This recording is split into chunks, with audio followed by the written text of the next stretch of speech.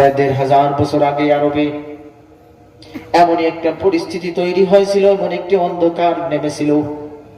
আইয়ামে জাহিলিয়াত হিসেবে যে যুগকে মানুষ এখনো স্মরণ করে থাকে, অন্ধকার যুগ, বর্বরতার যুগ, মূর্খতার যুগ।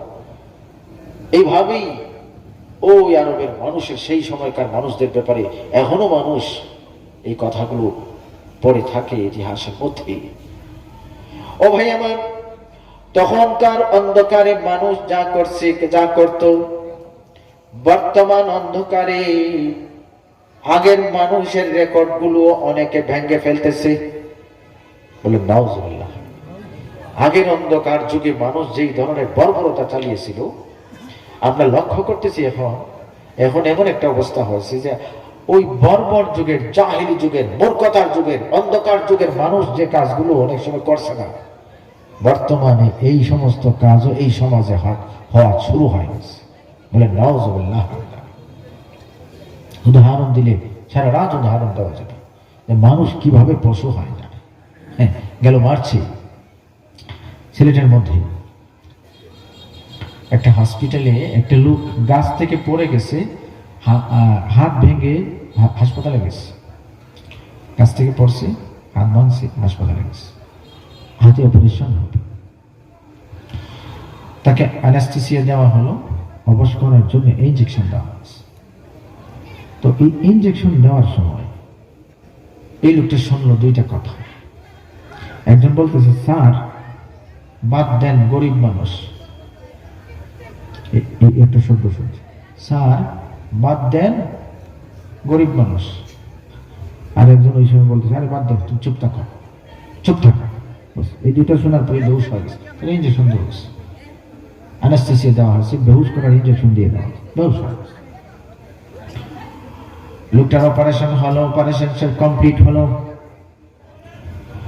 অনেকক্ষণ পর তার যখন হুঁশ আসলো, তখন দেখে হাতে ব্যান্ডেজ ঠিক আছে, কিন্তু পাশাপাশি আরেকটা জিনিস লক্ষ্য করে দেখি তার পেটও কেটে ফেলা হয়েছে, পেটের মধ্যে ছিল। তো লোকটা আশ্চর্য হয়ে গেল, আসলাম হাতের সমস্যা নেই, অপারেশন হবে এইখানে, পেট কাটা কেন? তখন এটা নিয়ে সে হইচই শুরু করেছে।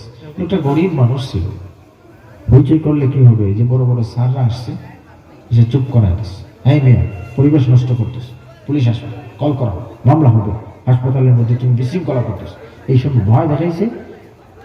আত্মীয় স্বজন এই রোগীটাকে নিয়ে আরেক জায়গায় চলে গেছে, গিয়ে একটা ডায়াগনস্টিক সেন্টারে এখানে আল্ট্রাসোনোগ্রাম করাইছে। পেট কাটলো কেন, পেটে গিয়েছে, পেটে তো কোনো সমস্যা ছিল। এখন দেখা যায় আল্ট্রাসোনোগ্রাম করানোর পরে পেটের ভিতরে কিডনি নাই, ভিতরে কিডনি চুরি করছে।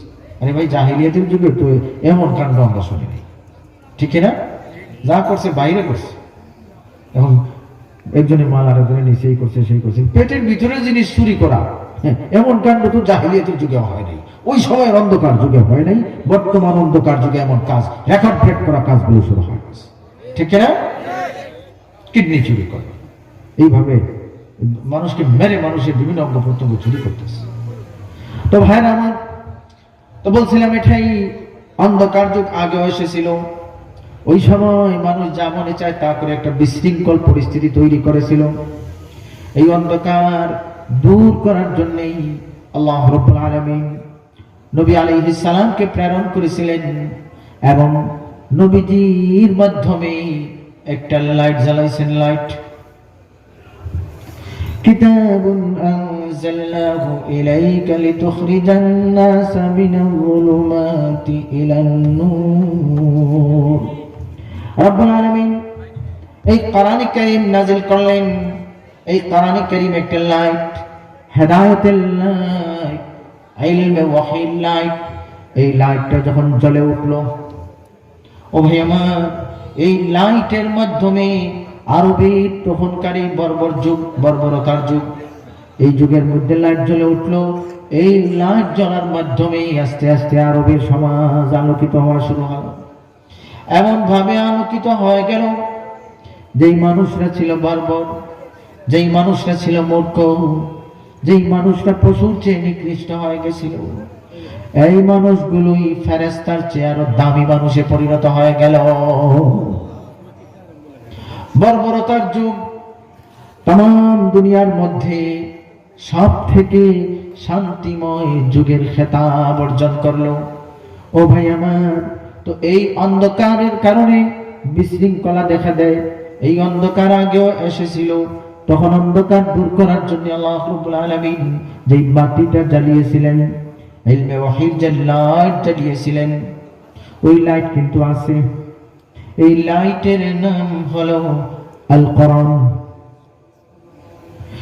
ওই সময় যে লাইটের মাধ্যমে অন্ধকার দূর হয়ে শান্তির সমাজ প্রতিষ্ঠিত হয়েছিল, মাটির মানুষ সোনার মানুষে পরিণত হয়েছিল, আজকেও এই অন্ধকারের মধ্যেই আমরা যদি সেই লাইটটা আবারও জ্বালিয়ে দিতে পারি, মনে রাখবেন যেই লাইটে আগেও সমাজ আলোকিত হয়েছে, এই লাইটের মাধ্যমে বর্তমান সমাজও আলোকিত হয়ে অশান্তি দূর হয়ে শান্তির সমাজ প্রতিষ্ঠা হবে।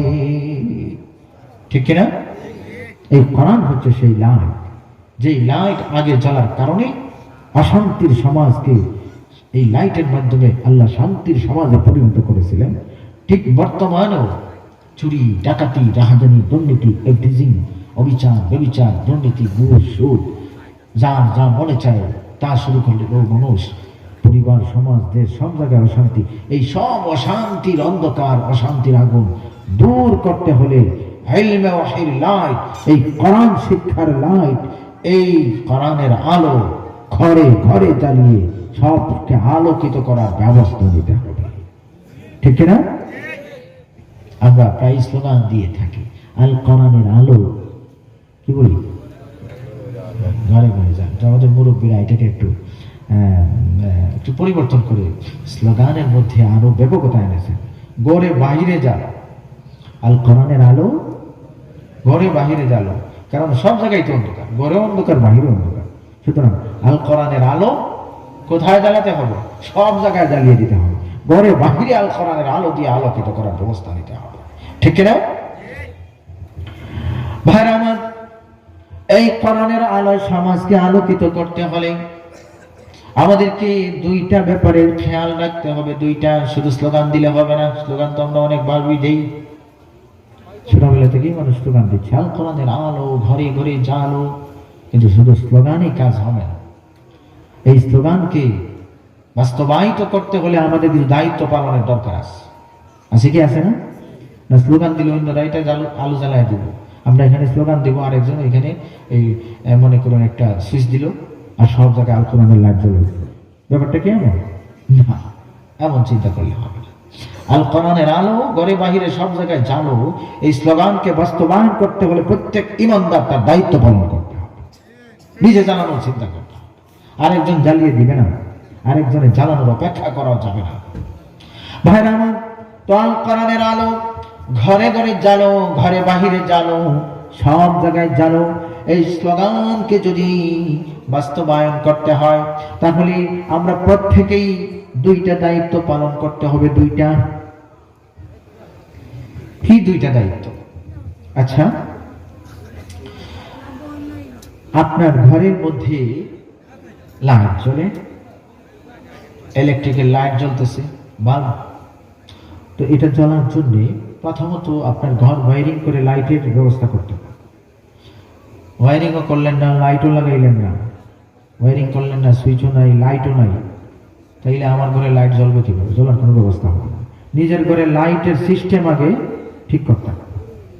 2 নম্বর হচ্ছে পাওয়ার হাউস, যেখান থেকে ইলেকট্রিক সাপ্লাই হয় ওই জায়গার সাথেও কানেকশন রাখতে হবে। ঠিক না?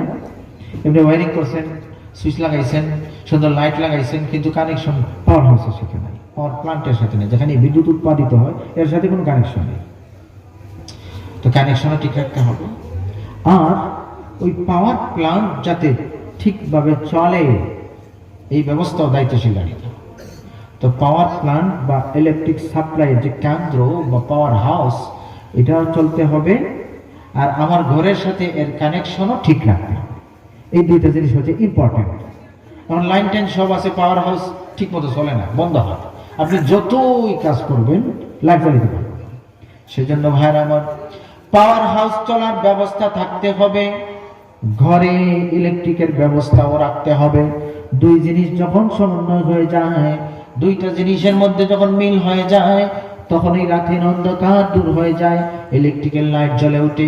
ঠিক ওইভাবে সমাজের অন্ধকার দূর করার জন্য কোরআনের লাইট যদি জ্বালাতে হয়, তাহলে আমরা এই দুইটা জিনিসের ব্যবস্থা নিতে হবে।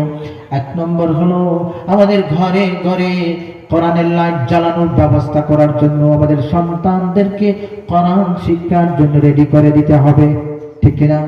প্রত্যেকটা বাচ্চাকে লাইটে পরিণত করতে হবে। আর দুই নম্বর হলো এই বাচ্চারা যেখান থেকে আলো পাবে, যেখান থেকে কোরআনের আলো বিতরণ করবে, ওই পাওয়ার প্ল্যান্ট, পাওয়ার হাউস, এই মাদ্রাসা, মনে রাখবেন ইলেকট্রিকের পাওয়ার হাউস আশুগঞ্জ এই সেইখানে ওইখানে সেইখানে থাকতে পারে, কিন্তু কোরআনের পাওয়ার হাউস হলো এই সমস্ত প্রতিষ্ঠান।